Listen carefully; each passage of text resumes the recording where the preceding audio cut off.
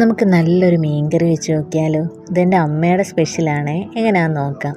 മൺചട്ടിയിലോട്ട് മാങ്ങയിട്ടു, മുരിങ്ങയ്ക്ക ഇട്ടു, എരിക്കാവശ്യം പച്ചമുളക് ഇട്ടു, വെള്ളം ഒഴിച്ചു, ഉപ്പിട്ട് നമുക്ക് നന്നായി അത് വേവിക്കാം. അതിലേക്ക് നമുക്ക് അരപ്പ് റെഡിയാക്കാമേ. തേങ്ങ ഇട്ടു ജാറിലേക്ക്, അതിനകത്തോട്ട് കൊച്ചുള്ളി ഇട്ടു, ആവശ്യത്തിന് മുളക് പൊടി, ഉലുവാപ്പൊടി, മഞ്ഞൾപ്പൊടി, ആവശ്യത്തിന് വെള്ളം ഒഴിച്ചിട്ട് നന്നായി നല്ല വെണ്ണ പോലെ അരച്ചെടുക്കണം. തരിതരിപ്പില്ലാതെ വെണ്ണ പോലെ. അത് നമ്മുടെ ഈ തിളച്ച സാധനങ്ങളിലോട്ട് ഒഴിച്ചു കൊടുക്കാം.